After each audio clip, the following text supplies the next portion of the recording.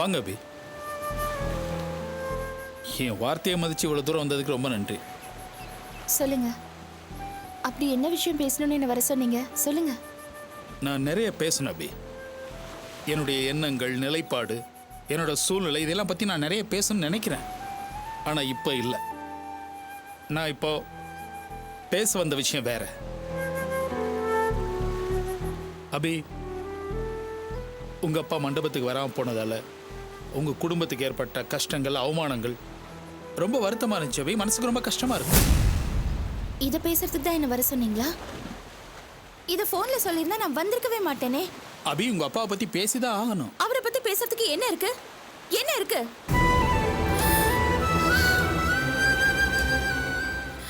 உலகத்துல நான் சந்திச்ச பெரும்பாலான ஆம்பளைங்க எல்லாரும் மோசமானவங்க, எல்லாரும் கெட்டவங்க தான். இவர் மட்டும் என்ன அதுக்கு விதிவிலக்கா? எனக்கு கணவரா அமைஞ்ச பாஸ்கர், எனக்கு தம்பியா வந்த ஆதி, எல்லாரும் மோசமானவங்க, கெட்டவங்க தான். இப்ப என்னோட அப்பா ஏற்கனவே எங்க அம்மாவை நிர்கதியா விட்டுட்டு ஓடி போனவர் தானே அவரு. சரி, இத்தனை வருஷம் கழிச்சு திரும்பி வந்திருக்காரேன்னு அவர் மேல இருந்த கோபம், வருத்தம் எல்லாத்தையும் மறந்துட்டு பெருந்தன்மையை நாங்க ஏத்துக்கிட்டோம். ஆனா அவர் என்ன பண்ணாரு? சஷ்டியத்தை பூர்த்திக்கு வராம என்னமா காரணம் சொல்றாரு? அவர் ஒரு கோழை. அத பல முறை நிரூபிச்சிருக்காரு. இப்ப இன்னொரு முறை நிரூபிச்சிட்டாரு. போச்சு, எனக்கு ஆம்பளைங்க மேல இருந்த நம்பிக்கையே போச்சு.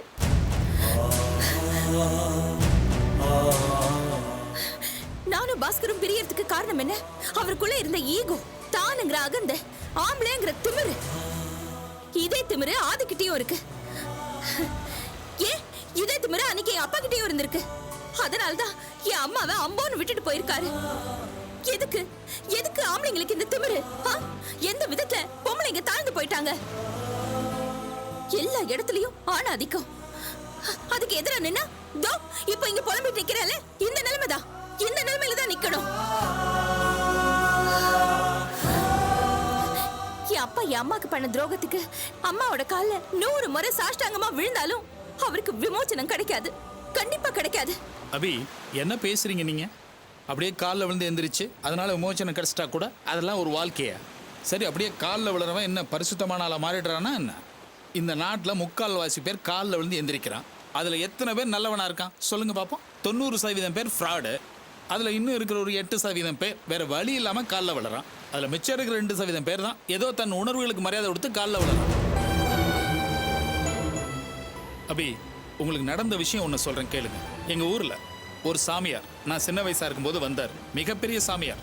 அவர் மிகப்பெரிய பக்திமான். அவர்கிட்ட நிறைய பவர் இருக்குன்னு அந்த ஊரே பெருமையாக பேசும். அவரை பார்க்கறதுக்காக பக்கத்து கிராமங்கள்லேருந்தெல்லாம் மக்கள் வண்டி பூட்டிக்கிட்டு ஆயிரக்கணக்கில் சாரையாக வருவாங்க. அவர் நடந்து போகிற வழித்தடமெல்லாம் மக்கள் விழுந்து கும்பிடுவாங்க. இன்னும் சொல்ல போனால் விஐபிகள் மட்டும்தான் அவர் பக்கத்தில் இருக்க முடியும். அப்போ ஒரு நாள் நான் பக்கத்தில் நின்று வேடிக்கை பார்த்துட்டு இருக்கும்போது ஒரு பெரியவர் சொன்னார், தம்பி, சாமியார் காலில் விழுந்து கும்பிடுப்பா, உனக்கு எல்லாம் கிடைக்கும். ஆனால் எனக்கு மனசு வரல. ஏன்னா முகம் பளபளப்பாக இருக்க ஒழியே அவர் மேலே ஒரு நல்ல உணர்வே ஏற்படலை. அதே சாமியார் 2 வருஷம் கழிச்சு ஒரு கிரிமினல் கேஸில் சிக்கி உள்ளே போனார். அவர் வண்டவாளம் தண்டவாளம்லாம் வரிசையாக வெளியே வருது. அந்த ஆள் காலில் விழுந்தவங்களாம் அன்னைக்கு அசிங்கப்பட்டு நாங்கள் தெரியுமா?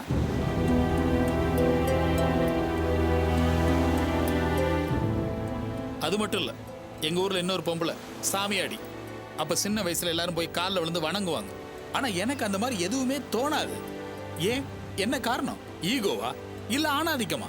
எதுவுமே கிடையாது. நம்ம உணர்வுகளுக்கு மட்டும்தான் நம்ம மதிப்பு கொடுக்கணும். அப்படி உணர்வுகளுக்கு மதிப்பு கொடுத்து நடக்கிற ஒரு ஆளை பார்த்து நீங்கள் அவன் அப்படி இப்படிலாம் சொல்ல முடியாது அபி. எல்லா ஆம்பளையும் அப்படித்தான் சொல்லவும் கூடாது அபி. திடீர்னு ஒரு நாள் எங்கள் வீட்டுக்கு பக்கத்தில் ஒரு அம்மா வந்தாங்க. அவங்கள பார்த்ததான் அவங்க முகத்தில் அப்படி ஒரு பெரிய கருணை பொலிவு. எனக்கு என்னன்னே தெரியல, சடார்னு அவங்க காலில் விழுந்துட்டேன். சுற்றி இருந்தவங்களாம் அதை பார்த்துட்டு சிரிச்சாங்க. ஏன்னு நான் கேட்டப்போ அந்த அம்மா ஒரு காலத்தில் விபச்சாரியா. எனக்கு அவங்கள பார்த்து அப்படி தெரியல. அவங்க உடம்பு வேணா ஒரு காலத்தில் அழுக்கா இருந்திருக்கலாம். ஆனால் அப்போவே அவங்க அதை கழுவிட்டாங்க. அவங்களோட மனசு சுத்தம். அதில் அவ்வளவு அன்பு ஊறி கிடந்துச்சு அப்படி. அந்த அம்மா கொஞ்ச நாள் கழிச்சு ஒரு பெரிய தொண்டு நிறுவனம் ஆரம்பிச்சாங்க. கைவிடப்பட்ட எல்லாருக்கும் ஆதரவு கொடுத்தாங்க. இன்னைக்கு அந்த தொண்டு நிறுவனம் எல்லா இடத்துலையும் மிகப்பெரிய அளவில் பரவி இருக்கு அப்படி. அந்த அம்மாவை ஒரு கடவுள் மாதிரி கும்பிட்றாங்க அப்படி. ஆனால் இப்போ அவங்க உயிரோடு இல்லை. 2 வருஷத்துக்கு முன்னாடி இறந்து போயிட்டாங்க. ஆனால் இன்னைய வரைக்கும் அவங்க எல்லார் மனசுலையும் வாழ்ந்துகிட்டு இருக்காங்க. அவங்க காலில் விழுந்து எத்தனை முறை வேணாலும் கும்பிடலாம். அது தெய்வத்தை கும்பிட்ட மாதிரி. அபி இதெல்லாம் நான் உங்ககிட்ட எதுக்காக சொல்றேன்னா, ஒரு மனுஷன் எல்லா காலத்திலையும் கெட்டவனா இருக்கிறது இல்ல. அவன் மாறி இருக்கலாம், ஆனா அதே பழைய ஆங்கில பார்த்துட்டு இருக்க கூடாது. ஏன் எல்லா காலத்திலயும் என்னோட நண்பன் தொல்காப்பியனை நான் ஒரே ஆங்கிள் தானே பார்த்துட்டு இருந்திருக்கேன். இடையில ஏற்பட்ட பிரச்சனைகளுக்கு யார் காரணம்னு அவங்க மனசுக்கு தெரியும். எவ்வளவோ குற்றச்சாட்டுகள் உங்க மேல வந்திருக்கு தெரியுமா? ஆனா என் மனசுல என்ன இருக்குன்னு எனக்கு மட்டும்தான் தெரியும். என்ன ஒரே ஆங்கிள் நீங்க பார்த்துருக்கீங்கன்னு சொன்னதுக்கு ரொம்ப நன்றி. ஆனா என்ன ஒருத்தங்க கெட்டவங்கன்னு சொன்னப்ப அதை பத்தி யோசிக்கிறீங்க பாத்தீங்களா, அது உங்களோட இன்னொரு ஆங்கிள். அது கூட என்னை பத்தி நீங்க தவறா நினைக்கிற இன்னொரு ஆங்கிள் தான் நான் நினைக்கிறேன். தப்பா எடுத்துக்காதீங்க. இப்போ இந்த கடல் இருக்கு, இவ்வளவு ஆக்ரோஷமா அலை வீசுது. இங்க இருந்து பார்க்கும்போது இந்த கடல் ரொம்ப ஆக்ரோஷமானது, ரொம்ப அபாயகரமானதா தான் நமக்கு தெரியும். ஆனா இங்க இருந்து 1 கிலோமீட்டர் உள்ள போய் பாருங்க, கடல் அமைதியா இருக்கும். ஆனா அங்க இருந்து பாக்குறப்ப இந்த சிட்டி பரபரப்பா இருக்கும். இப்போ இந்த சிட்டி அமைதியா இருக்கு, ஆனா நம்ம பார்வையில இந்த கடல் ஆக்ரோஷமா இருக்கு. இதுல எது உண்மை அபி? சோ பார்வைகள் மாறுபடலாம். மாறுபட்ட பார்வையால என் மேல குற்றச்சாட்டுகள் எழலாம். ஆனா காலம் அதையெல்லாம் ஒரு நாள் சரி செய்யும். அபி, இப்போ நான் பழைய கதைகள், என்னுடைய உணர்வுகள் இதெல்லாம் பேசணும்னு விரும்பல. இப்போ நான் பேச வந்தது உங்க அப்பாவோட இன்னைய நிலைமை. அபி, உங்க அப்பாவை நான் பார்த்தபோது அவர் ரோட்ல விழுந்து கிடந்தார். அவரை கொண்டு போய் நான் ஒரு ஹாஸ்பிட்டலில் சேர்த்தேன். அதுக்கப்புறம் உஷாவுக்கு இன்ஃபர்மேஷன் கொடுத்தேன். உஷாவும் அவங்க அப்பா அம்மா வந்து பார்த்தாங்க. இப்போ அவங்க கேரளா தான் இருக்கார். இன்னொரு விஷயம் தெரியுமா, உங்கள் அப்பாவுக்கு இப்போ ஒரு கை கால் விளங்கலை.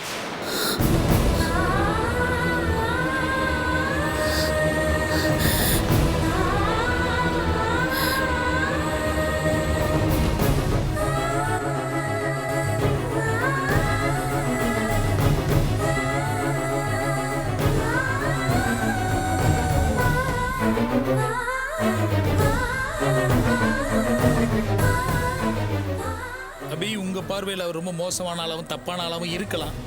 அது நிறைய உண்மைகள் இருக்கலாம். ஆனா இந்த நேரத்தில் அவர் ரொம்ப மோசமான ஒரு சூழ்நிலையில் இருக்காரு. உங்களை போய் பாருங்கன்னு நான் வற்புறுத்த மாட்டேன். ஆனா அவரை கன்சிடர் பண்ணுங்க ப்ளீஸ்.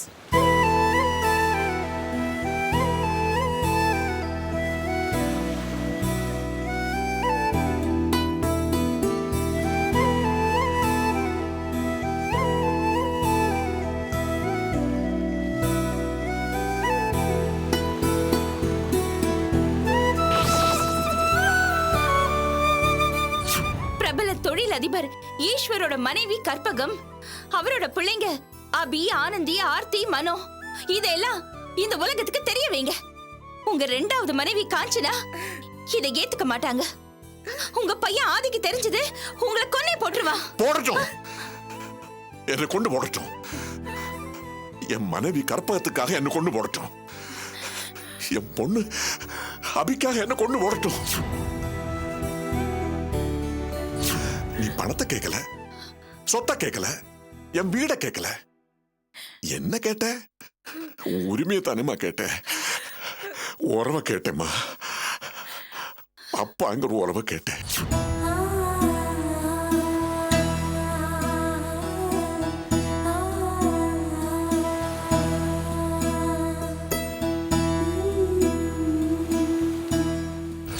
இப்ப சொல்லு, நான் எப்படி என்ன வெளிப்படுத்திக்கணும்னு சொல்லு. சொல்லுமா அபி, ப்ளீஸ். அப்பா வந்துருங்கப்பா. அப்பா ப்ளீஸ்.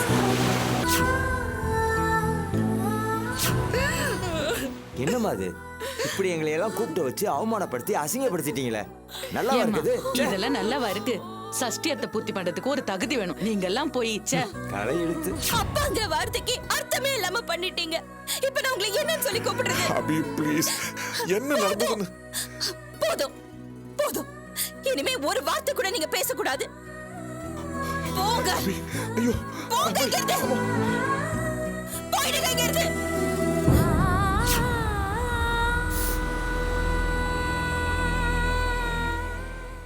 எங்கட போயிருப்பாரு இந்த ஆளு? போட்டும் விடுங்கம்மா. அதான் சஷ்டியாத்து பூர்த்தி நின்னு போச்சுல்ல. அது நின்னா போதுமா? இனிமே இந்த மனுஷன் வெளியில எங்கேயுமே இருக்க கூடாது. ஆமா ஆதி, இன்னைக்கு வேணா அந்த ஃபங்க்ஷன் நின்னு போயிருக்கலாம். நாளைக்கு வெளிநாட்டுல கொண்டு போய் வச்சு அந்த அபி திரும்பவும் இந்த ஃபங்க்ஷன் நடத்தினா என்ன பண்ணுவீங்க? அது பேப்பர்ல வந்தா கூட போதும், அவங்க நினைச்சது நடந்துரும். அம்மா, ரேகா சொல்றதும் கரெக்ட் தான். இப்ப கூட அவர் அந்த வீட்ல இல்லன்னு என்ன நிச்சயம்? இல்ல அனு, நிச்சயமா அவர் எங்க வீட்ல இல்ல. அதை நான் கன்ஃபார்ம் பண்ணிட்டேன். அபி அக்கா அவர் ரொம்ப மோசமா திட்டி அமைச்சிருக்காங்க. அப்புறம் எப்படி அவர் எங்க வீட்டில் இருப்பாரு? இன்னைக்கு வேணா அங்க இல்லாம இருக்கலாம். இன்னும் கொஞ்ச நாள் கழிச்சு போனா என்ன பண்றது? அதுக்கு சான்ஸே இல்லை. எங்க வீட்டில் அவர் கண்டிப்பா ஏத்துக்க மாட்டாங்க. அப்படி சொல்லாதீங்க மனோ. உங்க அக்கா அபியும் ஆனந்தியும் புத்திசாலிங்க, சுயநலவாதிங்க. எப்ப எப்படி வேணாலும் மாறுவாங்க. ஆதி, இப்ப இதெல்லாம் பேசி ஒண்ணும் ஆக போறதில்ல. உடனே உங்க அப்பா எங்க இருக்காருன்னு முதல்ல கண்டுபிடி. சீக்கிரம் கண்டுபிடி. கவலைப்படாதீங்கம்மா, நான் கண்டுபிடிக்கிறேன். டைம் ஆச்சு, நீங்க போய் தூங்குங்கம்மா, ரெஸ்ட் எடுங்க. நீங்க எல்லாரும் போங்க. வாங்கத்த.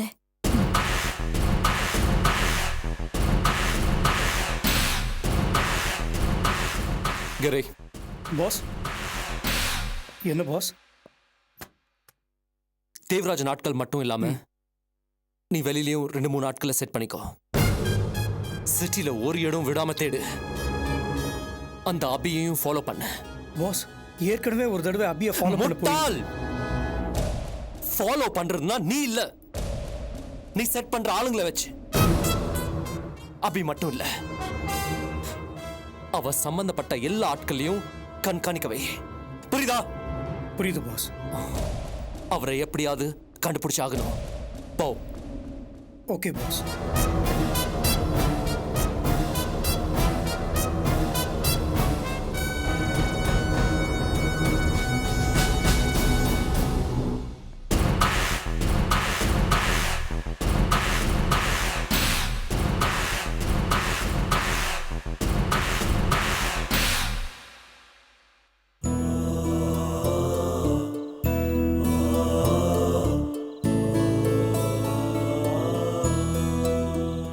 என்னக்கா, ஏன்க்கா இங்க உட்கார்ந்துருக்கீங்க? உள்ள வாங்க. படுத்தா தூக்கம் வரணும் இல்ல சாரதா? மனசுல துளியாவது சந்தோஷம் இருந்தா தானே கொஞ்சமாவது நிம்மதியா தூங்க முடியும். நடந்ததே நினைச்சிட்டு இருந்தா என்ன பிரயோஜனம்? மறக்க முயற்சி பண்ணுக்கா. எதை மறக்க முயற்சி பண்ண சொல்ற? நானும் என் பிள்ளைங்களும் சந்தோஷமா இருந்தோமே, அதை மறக்க சொல்றியா? காலையில அத்தனை பேருக்கு முன்னாடி கல்யாண மண்டபத்துல அவ்வளவு கேவலமா அவமானப்பட்டோமே, அதை மறக்க சொல்றியா? எதை மறக்க முயற்சி பண்ண சொல்ற? நாங்க இவ்வளவு நாளா பணத்துக்காக கஷ்டப்பட்டிருக்கோம். ஆனா காலையில பட்ட அளவுக்கு அவமானப்பட்டதில்ல.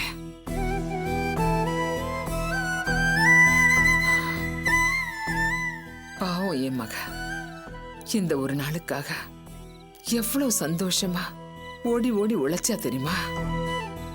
எல்லாமே வீணா போச்சே. இவங்க சந்தோஷம் எல்லாம் ஒரே நாள்ல வீணா போச்சே. எப்படி சரதா மறக்க முடியும்? ஏன் சரதா, அந்த மனுஷன் ஏன் வராம போனாரு? அதான் எனக்கு புரியவே இல்லை. அபிகிட்ட பேசுறப்ப கூட ஏதோ காரணம் எல்லாம் சொல்ல வந்தாரு. ஏமா அதெல்லாம் நீ நம்புறியா? அந்த ஆள் ஒரு ஃப்ராடுமா. அன்னைக்கு உங்களை எல்லாம் கோயில்ல பார்த்ததுக்கு அப்புறம் உணர்ச்சி வசப்பட்டு ஏதோ வார்த்தைகளை அள்ளி விட்டுருக்காரு. ஆனா அந்த ஆதியும் காஞ்சனாவையும் பார்த்ததுக்கு அப்புறம் பயந்து போய் அப்படியே அடங்கிட்டாரு. அவங்கள மீறி அவரால் ஒன்றும் பண்ண முடியாது. அந்த மனுஷனுக்கு இனிமேலாவது நிலையான புத்தி வரணும். இனி புத்தி வந்து என்ன ஆக போகுது? சும்மா இருங்க சித்தி. அவரை எங்க கால் செருப்பா கூட நாங்க மதிக்க தயாரா இல்ல. நான், அக்கா, ஆர்த்தி 3 பேரும் முடிவு பண்ணியாச்சு. அந்த ஆள் அடிப்பட்டு ரோட்ல கடந்தா கூட ஏதோ அசிங்கம் கிடக்குன்னு நினைச்சுக்கிட்டு திரும்பி பார்க்காம போயிடுவோம். நாளைக்கு அந்த ஆளுக்கு உடம்பு சரியில்லை, மனசு மாறிட்டாரு, இல்ல செத்தே போயிட்டாருன்னு யாராவது வந்து சொன்னா கூட நாங்க போய் பார்க்க மாட்டோம். எங்களை மீறி இந்த வீட்ல இருந்து யாரும் போகவும் கூடாது. அப்படி யாராவது மீறி போகணும்னு நினைச்சா அவங்கள ஒதுக்கிடலான்னு கூட முடிவு பண்ணிட்டோம். அது அம்மாவா இருந்தாலும் சரி.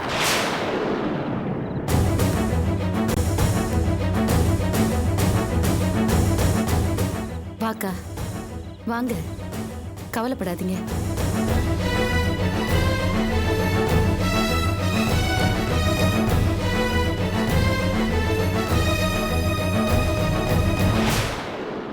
அபி, உங்க அப்பாவை நான் பார்த்தபோது அவர் ரோட்ல விழுந்து கிடந்தார்.